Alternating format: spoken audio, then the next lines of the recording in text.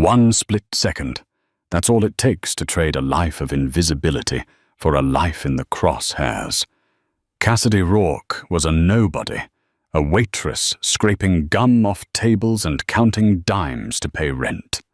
She didn't know the trembling boy in the corner booth was the heir to the East Coast's most violent crime syndicate. She didn't know the bullet meant for him would tear through her instead. And she certainly didn't know that by saving the son, she had just indebted herself to the devil. This isn't a fairy tale about a prince saving a pauper. This is the story of how a waitress walked into a war zone, took a bullet for the Vanzetti bloodline, and woke up owned by the Mafia boss. This is the waitress's debt. The neon sign of Jerry's 24-hour diner flickered with a rhythmic dying buzz that matched the pounding headache behind Cassidy Rourke's left eye. It was 3:17 a.m. in the outskirts of Philadelphia, the kind of hour where the city stopped pretending to be civilized, and the creatures of the night crawled in for greasy eggs and black coffee. Cassidy wiped the counter with a rag that smelled of bleach and old onions. She was 23, but in this light, with dark circles etched under her eyes and a uniform 2 sizes too big hanging off her slender frame, she felt 40. "Hey, sweetheart, more coffee." The demand came from a trucker in booth 4 who had been eyeing her like a piece of meat since midnight. Cassidy didn't flinch. She grabbed the pot, her movements automatic.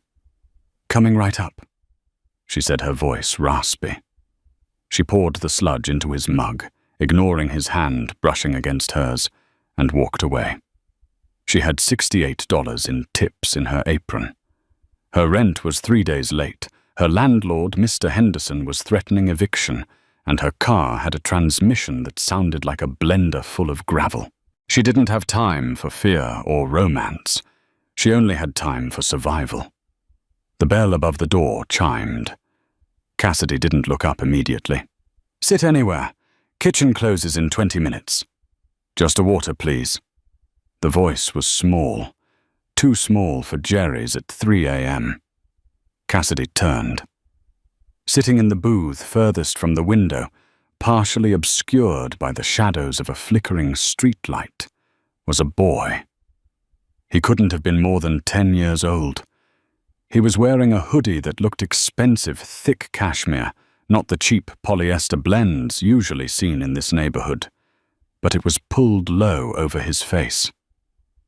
She walked over, pad in hand. "Kid, does your mom know you're out here?" The boy looked up. He had piercing green eyes, terrified, and darting toward the window every 3 seconds. "I'm waiting for my uncle. He said to wait here." Cassidy frowned. Her instincts, honed by growing up in a foster system that chewed kids up and spat them out, flared. Something was wrong. The kid was trembling. "You want a grilled cheese?" she asked, her voice softening. "On the house?" The boy hesitated, then nodded. "Please." Cassidy turned to the kitchen window, yelling the order to Stan the cook, who was currently asleep, standing up. As she waited, she watched the boy. He was clutching a backpack to his chest, like it contained gold bars. He wasn't street tough. He was terrified. She brought the water and the sandwich over. "What's your name?" "Leo," he whispered. "I'm Cass. Eat up, Leo. It's tough to wait on an empty stomach." She moved back to the counter to tally her receipts, but she kept one eye on him. The diner was quiet. The trucker had left, leaving a meager $2 tip. The silence stretched heavy and oppressive. Then the headlights swept across the diner. It wasn't a police car. It wasn't a taxi. It was a black Lincoln Navigator with tinted windows rolling slowly into the parking lot, like a shark entering a reef. It didn't park in a spot. It idled right in front of the glass entrance. Cassidy saw Leo stiffen. The boy stopped chewing. He slid down in the booth, making himself small. "Is that your uncle?" Cassidy asked, stepping around the counter. Leo shook his head violently. "No. No, hide me. Please." The fear in his voice wasn't childish anxiety. It was mortal terror. Cassidy didn't ask questions. She didn't have time. "Under the table," she hissed, moving toward him. "Now!" Leo scrambled under the Formica table. Cassidy grabbed a bus tub and started clearing the table next to him, trying to look casual, trying to block the line of sight from the window. The door to the diner didn't open. Instead, the window of the navigator rolled down. Cassidy saw the barrel before she heard the sound. It was matte black, long, and leveled directly at the booth where Leo had been sitting seconds ago. Suppressor. Her mind registered a useless fact from an ex-boyfriend who loved action movies. Time warped. It slowed down to a syrupy crawl. She saw the flash. She saw the glass of the diner window, spiderweb, before it exploded inward. She didn't think. She didn't calculate the odds. She simply moved. Cassidy threw herself to the left, diving over the booth seat, covering the space where Leo was huddled on the floor. Thwip, thwip. Two sounds, like a staple gun. Then an agonizing, burning heat tore through her right shoulder, spinning her around. She hit the floor hard, her head cracking against the linoleum. "Stay down!" she screamed at the boy, her voice sounding bubbly and distant. More glass shattered. The navigator's tires screeched, peeling out of the lot. Silence returned to Jerry's, but now it was punctuated by the dripping of rain coming through the broken window and the harsh, ragged sound of Cassidy's breathing. Miss, Leo was crying, crawling out from under the table. His expensive hoodie was stained with grease from the floor. And blood. Her blood. Cassidy looked down. Her white uniform was blossoming with a dark, crimson rose at the shoulder. The pain hit her then, a sledgehammer of nausea. "Stan!" She tried to yell, but it came out as a whimper. The cook burst out of the kitchen phone in hand, eyes wide. "Jesus Christ, Cass! I'm calling 911. "The kid," Cass gasped, her vision tunneling. The edges of the world were turning grey. She reached out with her good hand and grabbed Leo's wrist. Don't go out there." "I'm sorry," Leo sobbed, holding her hand with both of his small ones. "I'm so sorry." The last thing Cassidy Rourke saw before the darkness swallowed her was the flashing red and blue lights reflecting in the shattered glass and a pair of polished black Italian leather shoes stepping through the debris, ignoring the police walking straight toward her with the authority of a god. The beeping was annoying. It was a rhythmic, high-pitched chirp that drilled directly into her brain. Cassidy tried to lift her arm to swat the noise away, but her body refused to obey. Her right side felt like it was encased in concrete, heavy and throbbing with a dull, aching fire. "She's waking up." A deep voice. Baritone. Cold. "Vitals are stabilizing, Mr. Vanzetti, but she lost a lot of blood." A doctor's voice. Nervous. Cassidy forced her eyes open. The light was dim, soft, and amber, not the harsh fluorescent glare of a county hospital. She blinked, trying to clear the fog. She wasn't in a curtained-off ER bay. She was in a private room that looked more like a hotel suite. Mahogany panels, silk curtains, a flat-screen TV on the wall. And standing at the foot of her bed was a man who sucked all the air out of the room. He was tall, over 6'2", wearing a charcoal three-piece suit that probably cost more than everything Cassidy had ever owned combined. His hair was dark, swept back, and his jawline was sharp enough to cut glass. But it was his eyes that froze her steel grey, calculating and utterly void of warmth. He looked like a predator, deciding whether to eat or play with its food. "Where?" Cassidy's voice was a dry croak. She coughed, and the pain in her shoulder spiked. The man stepped closer. He poured a glass of water from a crystal pitcher and held the straw to her lips. His hands were large, manicured, but scarred at the knuckles. "Drink," he commanded. It wasn't a suggestion. Cassidy drank. The water was cool and soothing. She pulled back, gasping. "Where am I? Where is Leo?" The man placed the glass down. "Leo is safe. He is in the next room, refusing to sleep until he knows you aren't dead." He pulled a chair over and sat down. The movement was fluid, predatory. "I am Dominic Vanzetti." The name landed in the room like a grenade. Even Cassidy, who kept her head down and tried to ignore the news, knew the name Vanzetti. They owned the unions. They owned the docks. They owned the politicians. "You're the Mafia," she whispered, the drugs in her system loosening her filter. Dominic didn't flinch. He didn't smile. "I am a businessman, Miss Rourke, and you are the woman who threw herself in front of a .45 caliber round meant for my son." Cassidy stared at him. The memory rushed back. The navigator. The glass. The fear in Leo's eyes. "He's just a kid," she murmured. "He was scared." "He was foolish," Dominic corrected sharply. "He ran away. He thought he could survive the city alone. He learned a harsh lesson." Dominic leaned forward, elbows on his knees, his face inches from hers. "But that is a family matter. We are here to discuss you." "I don't want anything," Cassidy said, instinct kicking in. I did what anyone would do." "No," Dominic said softly. "Most people would have ducked. Most people would have let the boy die to save their own skin. You did not." He reached into his jacket pocket and pulled out a file. He tossed it onto the bedspread near her legs. "Cassidy Rourke, age 23. Foster care from age 6 to 18. No living relatives. Currently employed at Jerry's Diner.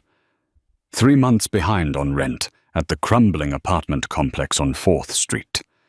$7,000 in debt due to medical bills from a bout of pneumonia last winter." Cassidy felt exposed, violated. "You looked me up. I know everything about you, Cassidy. I know you have nothing. I know you are invisible to this world. Is there a point to this?" She snapped, anger cutting through the fear. "Or did you just come here to insult the person who saved your kid?" For the first time, a flicker of something passed through Dominic's eyes. Respect, or maybe just amusement. "The point," Dominic said, standing up and buttoning his jacket, "is that the Vanzetti family pays its debts. Always. I don't want your money. I don't want your blood money," Cassidy said, trying to sit up, but failing. "It is not an offer, Miss Rourke." Dominic walked to the door. He paused, his hand on the brass handle. "The people who shot at my son. They missed. They will be looking for loose ends. They will be looking for the witness who saw the shooter's face." Cassidy's blood ran cold. "I didn't see anyone." "They don't know that," Dominic said. He turned to look at her one last time. "You cannot go back to your apartment. You cannot go back to the diner. Your old life did the moment you tackled Leo. Until I find who ordered the hit, you are under my protection. And if I refuse," Dominic's expression was grim, "then you will be dead by sunrise. Get some rest, Cassidy. We leave in the morning." He walked out, leaving her alone in the silence of the luxury room, trapped between a bullet wound and the most dangerous man in the city. The ride to the Vanzetti estate was silent, suffocating, and terrifyingly efficient. Cassidy sat in the back of the armored SUV, her arm in a sling, staring out the tinted window as the grimy streets of Philadelphia gave way to the rolling, manicured hills of the wealthy suburbs. She wasn't alone. Beside her sat a man named Silas Dominic, second in command. He was older, perhaps 50, with a face that looked like it had been carved out of granite and eyes that watched her with open suspicion. He hadn't said a word since they left the private clinic, but his hand never strayed far from the inside of his jacket. "You don't have to look at me like I'm going to steal the upholstery," Cassidy muttered, wincing as the car went over a speed bump. "I'm the one who got shot, remember?" Silas turned his head slowly. "People who get close to Mr. Vanzetti usually want something. Money, power, favor. I'm just waiting to see which one you are." "I want to go back to my apartment and feed my cat," Cassidy shot back. It was a lie she didn't have a cat, but she wasn't about to tell this stone-faced gangster that she had absolutely nothing to go back to. The car slowed. They approached a massive wrought-iron gate flanked by stone pillars. Cameras buzzed and rotated as the vehicle approached. The gate swung open, revealing a winding driveway lined with ancient oaks that led up to a house, no a fortress. It was a sprawling limestone mansion that looked like something out of a history book or a twisted fairy tale. It was beautiful, but cold. As the SUV pulled up to the circular drive, Cassidy saw armed men patrolling the perimeter.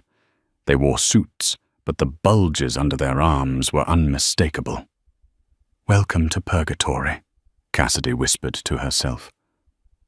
Dominic was waiting for them at the top of the stone steps.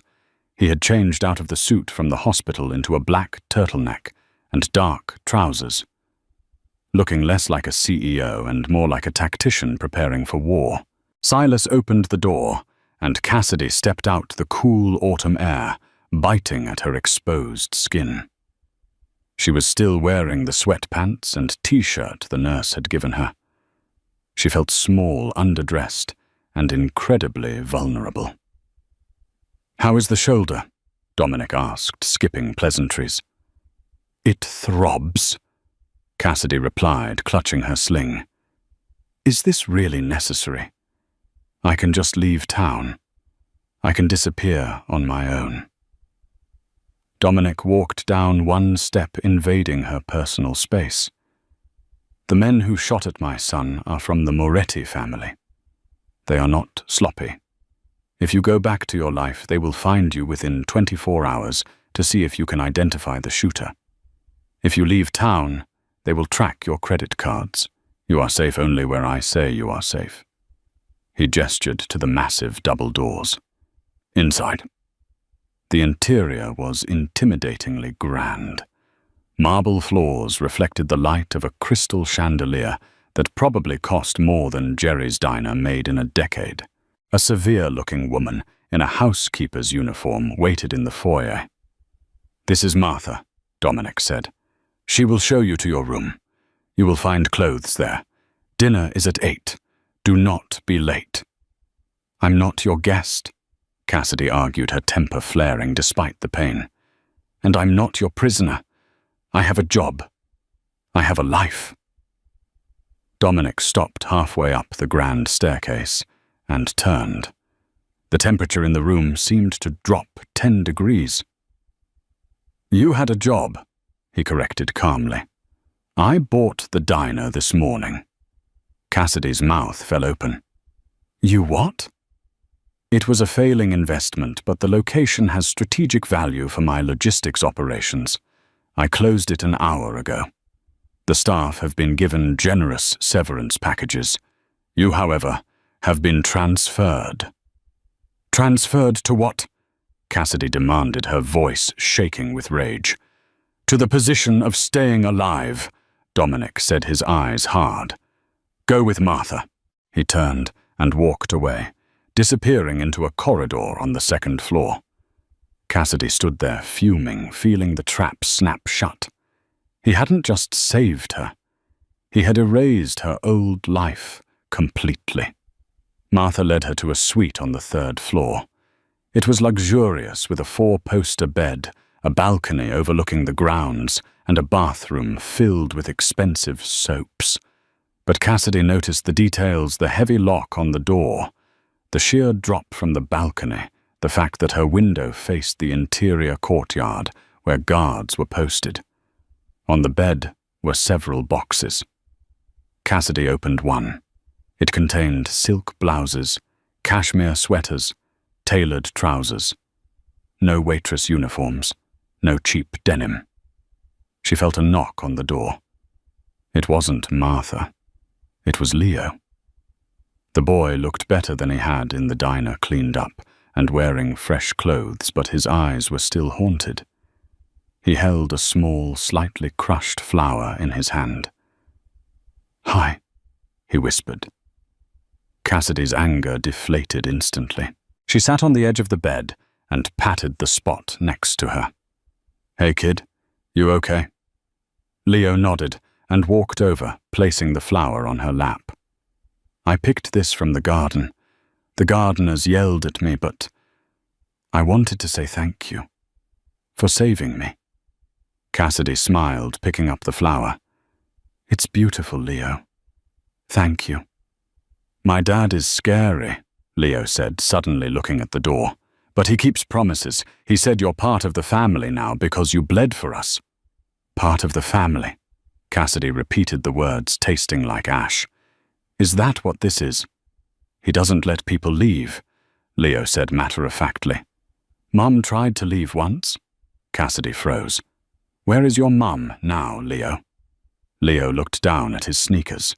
"She lives in the ground in the family plot."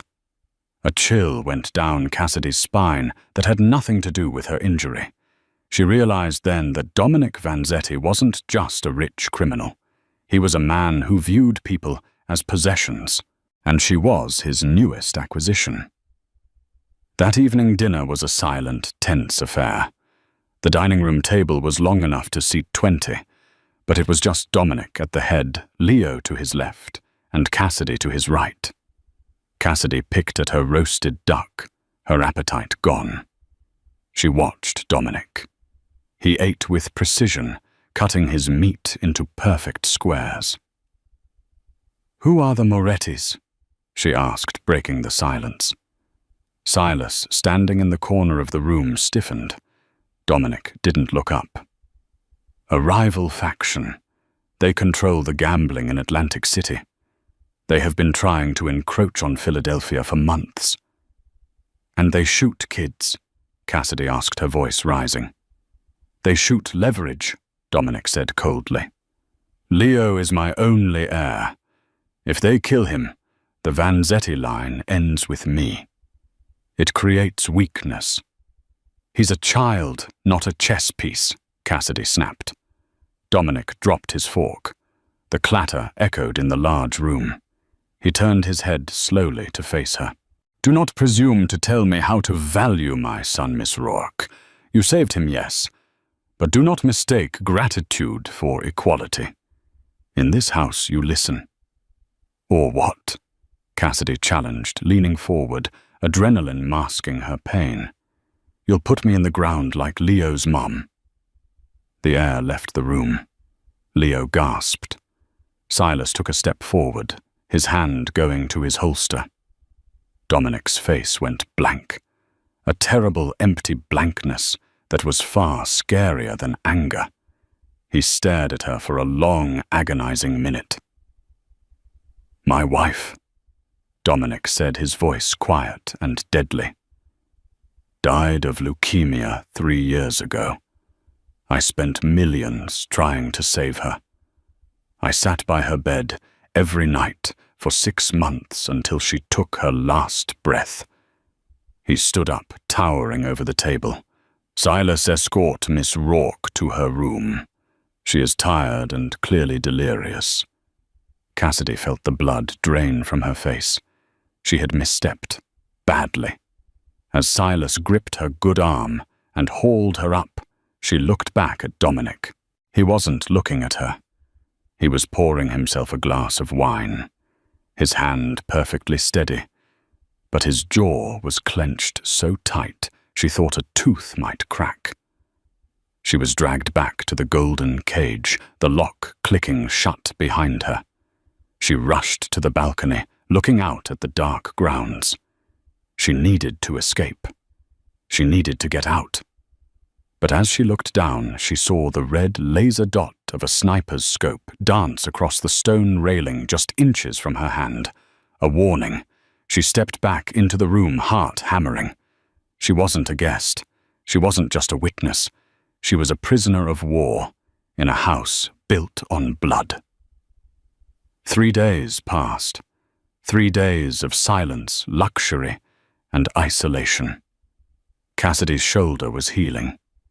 The doctor who visited daily, a nervous man named Dr. Aris, said she was lucky. The bullet had passed through the deltoid muscle without hitting the bone or artery. But Cassidy didn't feel lucky. She felt like a bird battering its wings against glass. She hadn't seen Dominic since the dinner.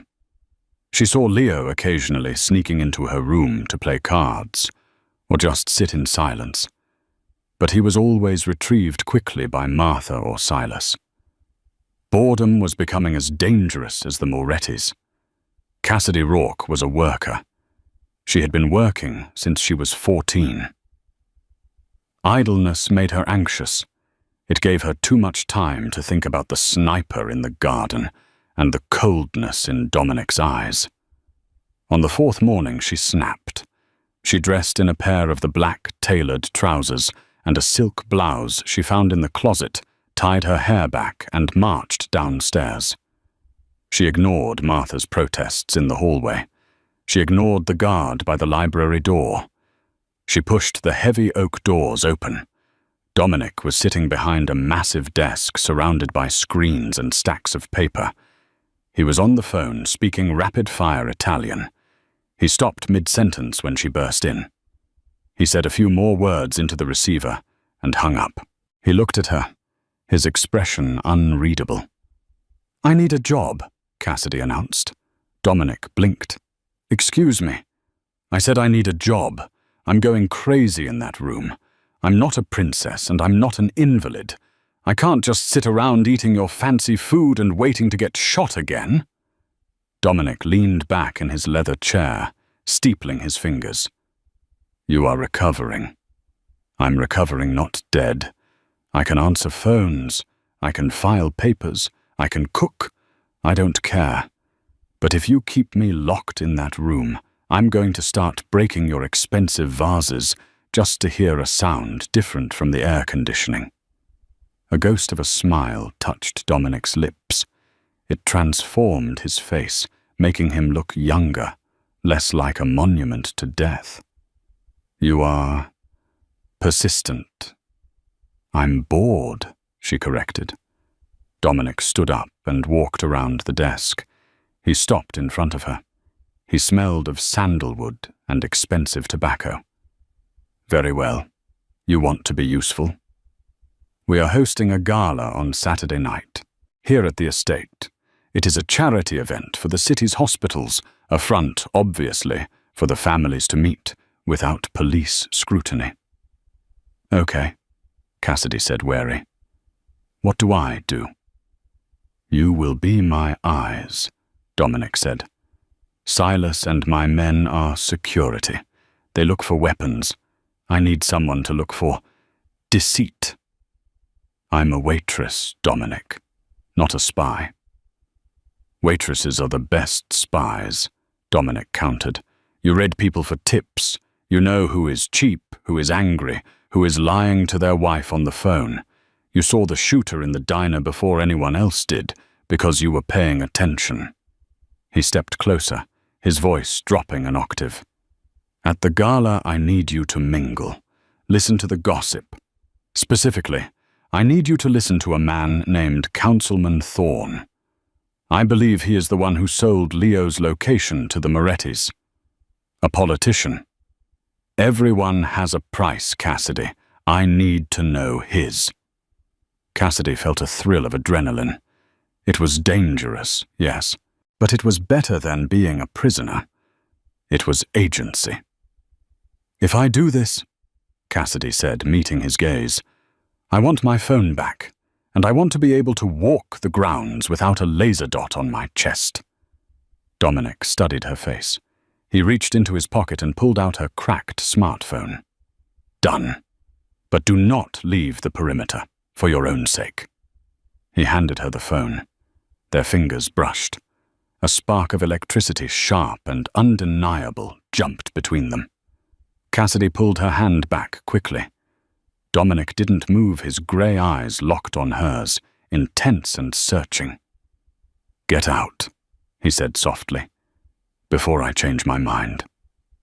Cassidy fled the office, her heart racing. The next 2 days were a blur of preparation. The estate transformed. Tents were erected on the lawn. Caterers buzzed through the kitchen. Cassidy found herself in a strange position, half staff, half confidant. She spent time in the kitchen, helping the chefs chop vegetables, despite her bad arm earning their grudging respect. She spent time with Leo, who was ecstatic that she was allowed out of her room. But she also noticed the tension. The guards were doubling their shifts.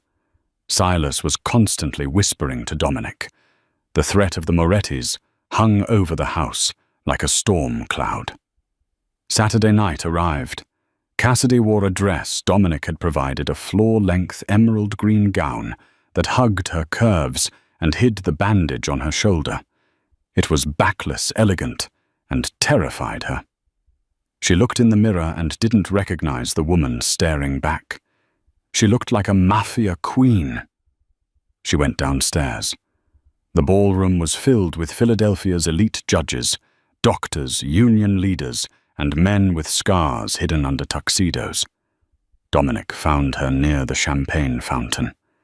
He was wearing a tuxedo that fit him like a second skin.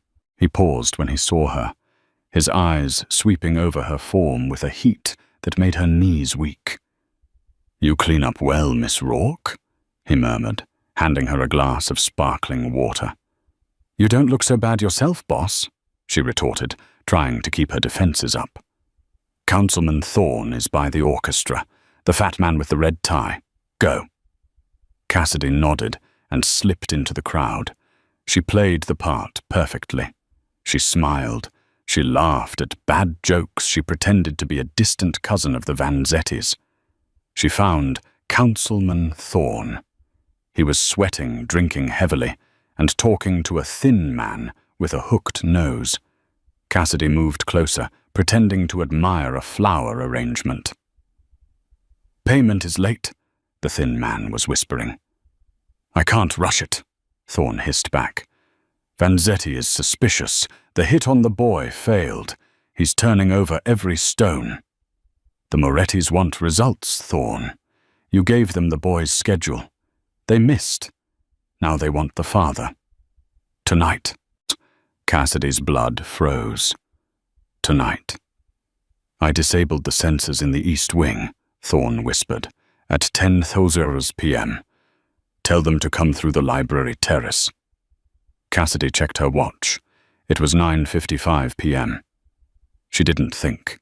She turned and scanned the room for Dominic. He was on the other side of the ballroom, surrounded by people. She couldn't get to him in time without causing a scene. She looked at the library doors. The East Wing. That was where Leo's room was. Panic exploded in her chest. They weren't just coming for Dominic. They were going to finish the job on Leo. Cassidy hiked up her expensive gown and ran. She ignored the stares, ignored the confused murmurs. She sprinted out of the ballroom, down the hallway, kicking off her heels. "Cassidy!" She heard Silas yell behind her. She burst into the library. The terrace doors were unlocked slightly ajar. The cool night air breezed in. Shadows moved on the lawn. 3 men dressed in black tactical gear, moving silently toward the house. Cassidy slammed the terrace doors shut and threw the heavy brass latch. Crack! A bullet shattered the glass, whizzing past her ear. "Leo!" she screamed, running out of the library and toward the stairs. The glass behind her shattered completely as the men breached the room. Cassidy scrambled up the stairs, adrenaline numbing the pain in her shoulder. She reached the landing just as the assassins entered the hallway below. She needed a weapon. She had nothing. She burst into Leo's room. The boy was sitting up in bed, reading comics. He looked up, eyes wide. Under the bed, Leo. Now. "Cass!" "Do it!" she screamed, shoving him down. She grabbed a heavy bronze lamp from the bedside table and stood by the door, pressing her back against the wall. She could hear the heavy boots thudding up the stairs. They were coming. And this time, there was no Dominic to step in front of her. A figure appeared in the doorway, a man in a ski mask holding a suppressed pistol. Cassidy didn't wait. She swung the lamp with every ounce of strength she had left. Ideally, she would have hit his head. Instead, she hit his wrist. The gun clattered across the floor. The man grunted in pain and backhanded her. Cassidy flew backward, hitting the wall, her vision swimming. The assassin loomed over her, pulling a knife from his belt. "Stupid girl!" he growled. He raised the knife. Bang! The assassin's head snapped back. He crumpled to the floor, dead weight. Dominic Vanzetti stood in the doorway, his smoking gun in hand, his chest heaving. His eyes were terrifying. He stepped over the body and looked at Cassidy. She was bruised, bleeding from her lip, huddled on the floor. "Did they touch him?" Dominic roared, his voice shaking the walls. He's under the bed." Cassidy gasped. "He's safe." Dominic dropped to his knees in front of her. He didn't check on Leo first. He grabbed Cassidy's face in his hands, his thumbs wiping away a smear of blood on her cheek. "You foolish, brave woman," he whispered, his voice trembling with a raw intensity she had never heard before. "You ran toward them." "I heard the councilman," Cassidy stammered, the adrenaline crashing. "They disabled the alarms." Dominic's expression hardened into a mask of pure demonic rage. "Thorn." He looked up at Silas, who had just arrived, winded. "Secure the boy," Dominic commanded, standing up and pulling Cassidy with him whole, tucking her against his side like she was the most precious thing in the world. "And bring me the councilman. I want him alive. I want to take him apart, piece by piece." He looked down at Cassidy, and for the first time the ice in his eyes melted into fire. "You are not a prisoner anymore, Cassidy," he said, his voice low and dangerous. "You are the only person in this world I trust." The music had stopped. The gala was over-ending not with applause, but with the screaming sirens of police cars that Dominic Vanzetti owned, and the silence of a house holding its breath. Cassidy sat in the kitchen, her expensive green dress ruined, the hem stained with dust and blood. Her hands wrapped around a mug of tea that had gone cold 20 minutes ago. The house was swarming with Dominic's men, cleaners, security fixers. They moved like ants, erasing the violence, scrubbing the floors, replacing the glass. She wasn't shaking anymore. She had passed the point of fear and entered a strange, cold numbness. The kitchen door swung open. It wasn't Dominic. It was Silas. "The boss wants you," Silas said. His voice was less hostile than before. There was a grudging respect in his eyes now. He didn't look at her like a liability. He looked at her like a fellow soldier. Is Leo asleep? Cassidy asked, sliding off the stool. Sedated. He won't wake up until noon tomorrow. Come. Cassidy followed Silas down a hallway she hadn't seen before. They went past the wine cellar, down a flight of concrete stairs that dropped the temperature by 10 degrees. The air smelled of damp earth and iron. They entered a sound-proofed room. It was stark concrete walls, a single hanging bulb, and a metal chair bolted to the floor. Councilman Thorne was strapped to the chair. He looked nothing like the arrogant politician from the ballroom. His tuxedo was ripped, his face was a swollen mask of purple and red, and he was weeping silently. Dominic stood in the corner, his jacket off his white dress shirt, rolled up to the elbows. His hands were clean, but there was a towel on the table that wasn't. Cassidy, Dominic said. He didn't turn around. He was staring at Thorne with the intensity of a scientist examining a bacteria sample. I told you to go to bed. You told Silas to fetch me, she corrected. Dominic turned, then surprised. He looked at Silas. She needed to see, Silas said simply. If she stays, she needs to know the cost. Dominic's jaw tightened. He looked at Cassidy, his eyes searching hers for revulsion. You should not be here. This is not for your eyes. He sold Leo, Cassidy said, her voice steady. She looked at the councilman. He told them where to find a child. For money. For debt. Thorne blubbered, spitting blood. I have gambling debts. The Morettis. They said they would kill my wife. I didn't have a choice. We always have a choice, Arthur, Dominic said softly. He walked over to the councilman. You could have come to me. I would have paid your debts. I would have owned you. Yes, but your family would be safe. Instead, you betrayed me. Dominic picked up a heavy steel wrench from the table. Cassidy flinched. She wanted to look away. Every instinct in her civilized brain screamed at her to run, to call the police, to flee this dungeon. But she stayed. She remembered the fear in Leo's eyes under the bed. She remembered the bullet hole in the diner window. What happens now? Cassidy asked. Dominic looked at her. Now I send a message. The Morettis think I am weak because I am a widower. They think I am soft because I have not expanded my territory in 2 years. Tonight I remind them why they used to fear the name Vanzetti. He handed the wrench to Silas. Finish it, Dominic said. Make it look like a robbery gone wrong. Dump him in the Moretti district. Thorne screamed as Silas stepped forward. Dominic grabbed Cassidy's arm and pulled her out of the room, slamming the heavy steel door shut, cutting off the sound of the councilman's pleading. In the hallway, Dominic pressed Cassidy against the wall. The proximity was overwhelming. He radiated heat and violence, a volatile mix that made Cassidy's breath hitch. You think I'm a monster? He whispered, his forehead resting against hers. Go on, say it. You are a monster, Cassidy whispered back. She didn't pull away.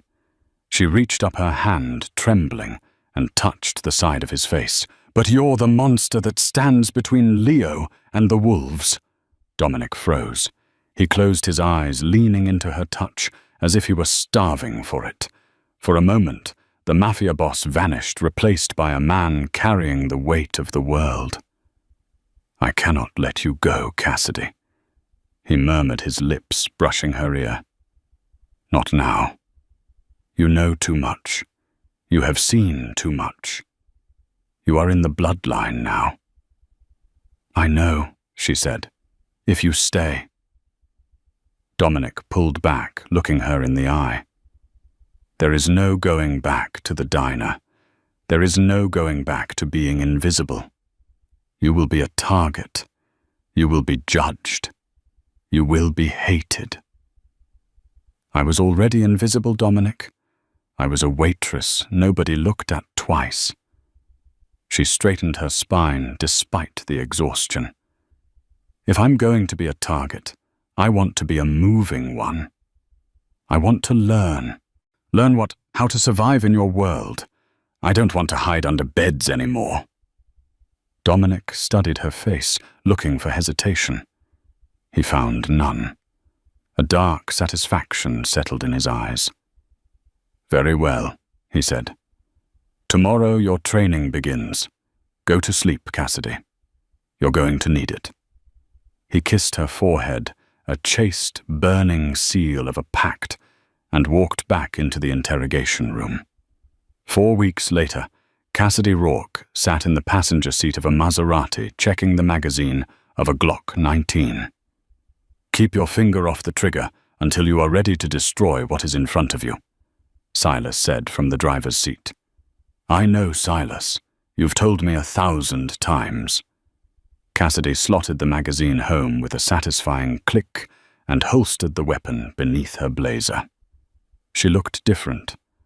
The dark circles under her eyes were gone, replaced by a sharp, alert gaze. Her hair was cut into a sleek, shoulder-length bob that made her look professional and severe. She wore a tailored navy suit that screamed money and power.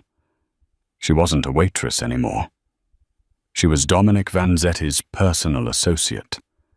The rumors in the city were wild. Some said she was his mistress. Others said she was a secret assassin he imported from Europe. Cassidy didn't care about the rumors. She cared that she could now strip a handgun in under 30 seconds and spot a tail into traffic. We are meeting Luca Moretti at the rail yard, Silas reminded her as they turned off the highway.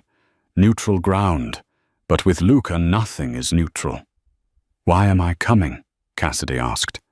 Dominic usually handles sit-downs alone. Because Luca asked for you, Silas said grimly. He wants to see the waitress who killed his best hitman with a lamp. Cassidy swallowed hard. The memory of that night still woke her up in a cold sweat, but she pushed the fear down. Dominic needed her. They pulled into the abandoned rail yard. Rain was falling, turning the gravel into grey sludge. 3 black SUVs were already parked in a semicircle. Dominic was standing in the center, flanked by 4 guards. He looked imperious, holding a black umbrella, waiting. Silas parked, and Cassidy got out. She walked to Dominic's side. Dominic glanced at her. He didn't smile, but his eyes softened at the corners. Stay close. Do not speak unless spoken to. Watch his hands. I got your back, she whispered. A limousine door opened across the lot. Luca Moretti stepped out. He was younger than Dominic, perhaps in his late 20s, flashy and arrogant. He wore a white coat that was already getting splattered with mud. He had a smile that reminded Cassidy of a shark. Dominic. Luca spread his arms wide. So good of you to come out in this weather. Cut the theatrics, Luca, Dominic said, his voice cutting through the rain. You called the meet. You want to negotiate a truce. A truce, perhaps? Luca's eyes slid to Cassidy. He licked his lips. And this must be the famous Cassidy, the Joan of Arc of Philadelphia. Cassidy held his gaze. Mr. Moretti. Charmed. Luca stepped closer, ignoring the guards who tensed up. Dominic, I'll be honest. The war is bad for business. My shipments are getting stopped. Your unions are striking. We are bleeding money.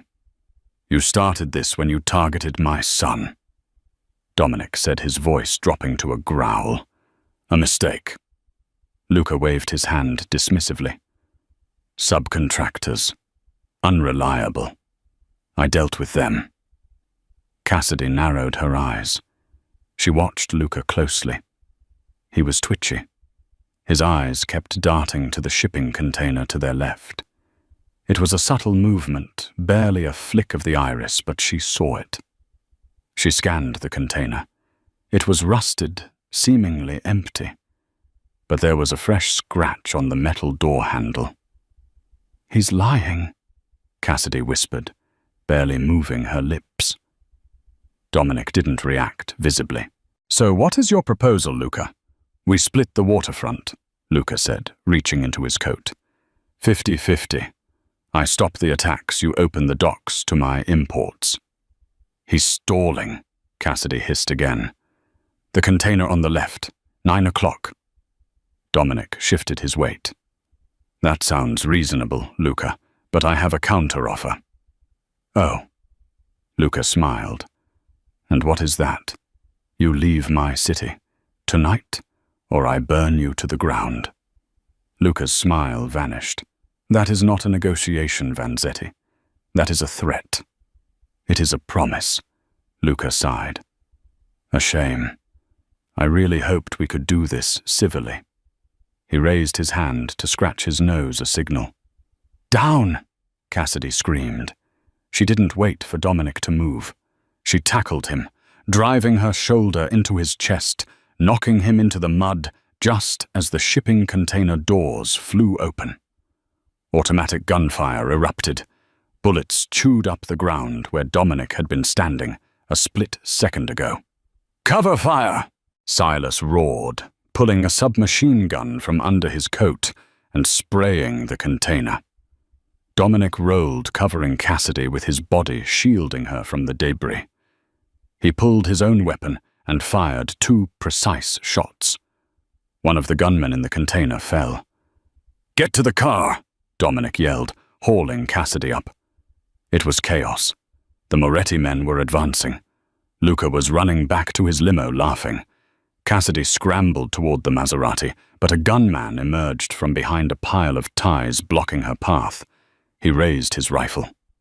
She didn't think about the training. She didn't think about the morality.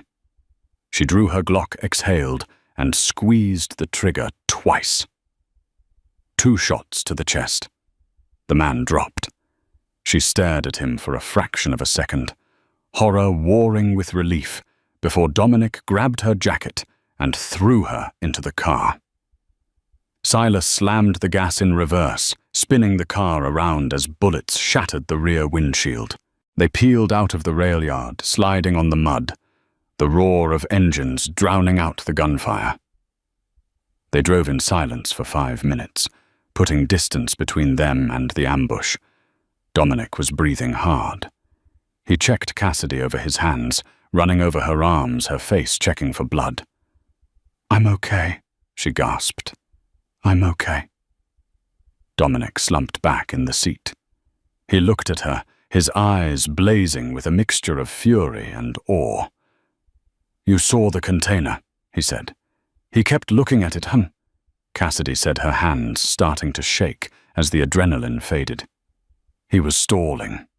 Dominic laughed. It was a dry, dark sound. I brought 5 of my best men. Veterans, killers, and the waitress is the one who saved my life. He reached out and took her hand, interlacing their fingers. His grip was tight, painful. We are at war now, Cassidy, Dominic said. Total war. Luca broke the rules of the sit-down. There is no going back. Good, Cassidy said, surprising herself. She looked down at her hand in his. I'm tired of running. Dominic pulled her hand to his lips and kissed her knuckles. Then we stop running. Tonight we hunt. But as they sped back to the fortress, Cassidy caught Silas looking at her in the rearview mirror. His expression wasn't one of pride anymore. It was worry. Because Silas knew what happened to women who fell in love with Vanzetti men. They either became queens or they became casualties. And he wasn't sure which one Cassidy was destined to be. The war did not happen in the streets. It happened in the terrifying silence between heartbeats. It was Tuesday evening when Dominic emerged from his office, dressed in a black suit that looked disturbingly like mourning attire. It ends tonight, he told Cassidy in the foyer, checking the load on his sidearm. We have located Luca. He is hiding in the penthouse of the Sapphire Hotel. He thinks he is safe. I'm coming with you, Cassidy said, reaching for her jacket. No, Dominic's voice was final. He stepped close, cupping her face with hands that were usually so cold, but now burned with intensity. This will be messy, Cassidy. Close quarters. I cannot risk you. You are my only weakness. He kissed her hard, a kiss that tasted of goodbyes and gunpowder. Stay with Leo. Keep him safe. Dominic left with 20 of his best enforcers. The convoy of SUVs disappeared into the rain-slicked night, leaving the estate eerily quiet. An hour passed. Then 2. The silence in the mansion grew heavy, suffocating. Instinct honed by months of looking over her shoulder gnawed at Cassidy. She decided to check on Leo. She walked up the grand staircase, nodding to the lone guard in the hall. When she pushed open the door to Leo's room, she froze. Dr. Aris, the nervous little man who had treated her shoulder wound, was standing over Leo's sleeping form. He held a syringe filled with a murky yellow liquid. "Dr. Aris?" Cassidy asked, her voice sharp. "What are you doing?" The doctor jumped, nearly dropping the needle. Sweat beaded on his forehead despite the cool air. "Miss Rourke, I was just administering a vitamin booster. Mr. Vanzetti wanted the boy's immune system strong." Cassidy frowned. Dominic hadn't mentioned vitamins. She looked at the doctor's shaking hands. "Put it down," she said calmly, her hand drifting to the Glock tucked in her waistband. "You don't understand," Aris stammered, tears welling in his eyes. "They have my wife. Luca, he sent me a video. He said if I didn't drug the boy, he would kill her." Cassidy drew her gun instantly. "Step away from him, now!" Aris dropped the syringe and collapsed into a chair, sobbing. He wanted the boy deep asleep so he wouldn't scream when they came. "When who came?" Cassidy demanded, stepping closer. "Dominic is hitting the hotel. Luca is trapped there." Aris looked up, his eyes wide with terror. "No. The sapphire is empty. It's a decoy. Dominic is digging through an empty room, while Luca is breaching this perimeter right now." The blood drained from Cassidy's face. The ambush at the rail yard hadn't been a failure. It was a setup to draw Dominic's security away from the house. "I'm sorry," Aris wept. Cassidy didn't have time for mercy. She pistol-whipped Dr. Aris, knocking him unconscious. She holstered her weapon and shook Leo awake. "Leo, get up. We have to move. Cass." The boy rubbed his eyes. "Where's Dad?" "He's not here." Cassidy whispered, her heart hammering against her ribs. Suddenly the estate plunged into darkness. The power had been cut. The emergency lights flickered on, casting the corridor in a blood-red glow. Outside, the thunder was replaced by the mechanical roar of an explosion at the front gates. Gunfire erupted downstairs, not the suppressed thwip of a hitman, but the chaotic, loud roar of an invasion force.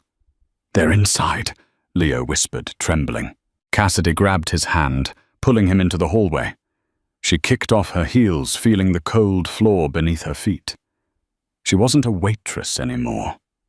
She was the only thing standing between the heir to the Vanzetti empire and a firing squad.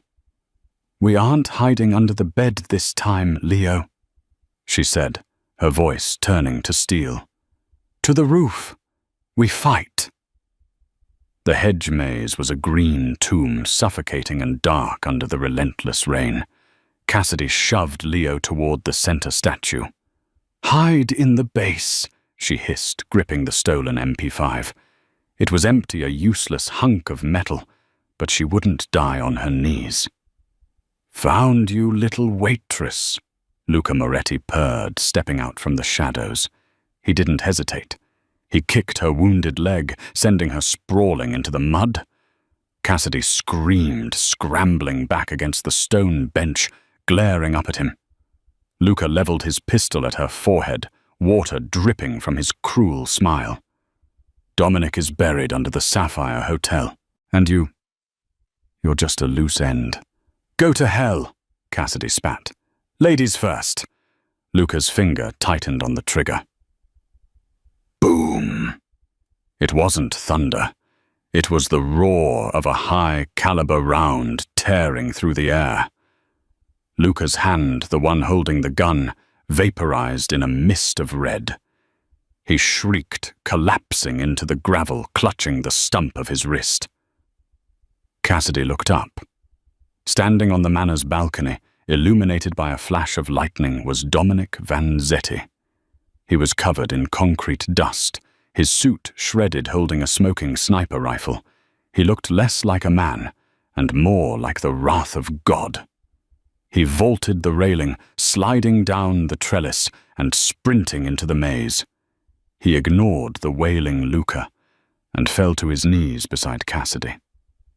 "I'm here," he choked out, pulling her into his chest. "I dug myself out. I drove. God, I thought I was too late." "Leo," Cassidy gasped, pointing to the statue. "He's safe." Dominic's eyes closed briefly in prayer. Then they opened cold and dead as winter. He stood up and loomed over Luca. "Please," Luca sobbed, crawling backward. "It was business, Dom. Just business." "You hunted my son," Dominic said softly, drawing a desert eagle. "You hurt my wife." "Wife," Luca gasped. "The debt is paid." Bang. Luca Moretti fell silent forever. The bell above the door chimed softly. The diner was unrecognizable. The grease stains were gone, replaced by marble counters and plush leather booths. The sign out front read, "Cassidy's," written in elegant gold script. Cassidy Rourke stood behind the counter reviewing the ledger. She wasn't wearing a uniform anymore. She wore a tailored cream blouse and a diamond ring heavy enough to sink a ship. The back door opened and Dominic walked in. The room went quiet, respectful, not fearful. He walked straight to her, wrapping his arms around her waist. "Ready to go?" he asked, kissing her neck. "Just checking the payroll." She smiled, leaning into him. "Leave it for Silas. Leo is waiting in the car. He wants ice cream before we head to the lake house." Cassidy closed the book. A year ago, she was invisible, counting dimes to pay rent. She had thrown herself in front of a bullet for a stranger and woken up in a war zone. But looking at Dominic, the monster who burned the world down to keep her warm, she knew she'd do it all again. "Let's go home, Dominic." Hand in hand, the waitress and the boss walked out into the sunlight, untouchable. And that is the story of Cassidy Rourke. She started as a waitress, serving coffee to ghosts, and she ended as the queen of a criminal empire. It wasn't a fairy tale. There were no magic wands, only bullets, blood, and a love that survived the fire. Cassidy proved that sometimes the person you save ends up saving you right back. Did you expect that ending? Or did you think Luca would win? Let me know in the comments below. Would you have pulled the trigger in the maze? If this story kept you on the edge of your seat, please smash that like button. It really helps the channel grow. Share this video with a friend who loves a dark romance with a twist. And don't forget to subscribe and hit the bell icon so you're the first to know when our next story drops. Until next time, stay safe and watch who walks into your diner.